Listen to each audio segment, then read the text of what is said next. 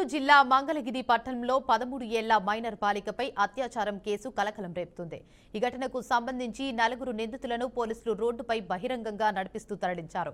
Minor బాలికపై ఘోర నేరాలకు పాల్పడే వారికి చట్టం ఎంత కఠినంగా శిక్షిస్తుందో ప్రజల్లో అవగాహన కల్పించేందుకు ఈ చర్య తీసుకున్నట్లు డీఎస్పీ మురళీకృష్ణ తెలిపారు. గుంటూరు జిల్లా పోలీస్ శాఖ మహిళలు, బాలికల భద్రతకు అత్యంత ప్రాధాన్యం ఇస్తున్నట్లు, ఎవరైనా మహిళలు, చిన్నారులపై నేరానికి పాల్పడితే చట్టపరంగా కఠిన చర్యలు తీసుకుంటామని స్పష్టం చేశారు. ఎక్కడైనా మహిళలు, మైనర్ బాలికలపై నేరాలు జరిగినట్లయితే సమీప పోలీస్ స్టేషన్లో లేదా డయల్ 112 ద్వారా వెంటనే సమాచారం అందించమని డీఎస్పీ ప్రజలకు సూచించారు.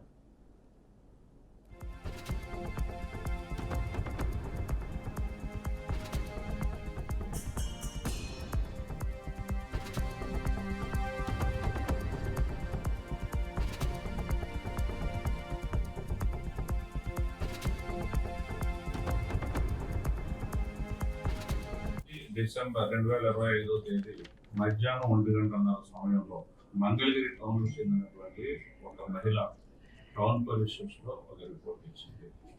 ఆ రిపోర్ట్లోని అంశాలను బట్టి తన మైనర్ కుమార్తె 18వ తేదీ రాత్రి 10-10:30 గంటల సమయంలో ఆ అమ్మాయి తన చెల్లి అలాగే స్నేహితులతో మంగళగిరి రైల్వే స్టేషన్లో అటు ఇటు నడుస్తూ ఉండగా అక్కడ 3 వ్యక్తులు ఆ అమ్మాయికి ఎదురుపడి ఆ అమ్మాయితో మాట్లాడి, ఆ ముగ్గురు కూడా డ్రైవర్లు, ఆటో డ్రైవర్లు, లారీ డ్రైవర్లు, వారి యొక్క ఆటోలో అమ్మాయిని ఎక్కించుకుని అమ్మాయిపై అత్యాచారం జరుగుతున్నట్లు ఇచ్చిన రిపోర్ట్.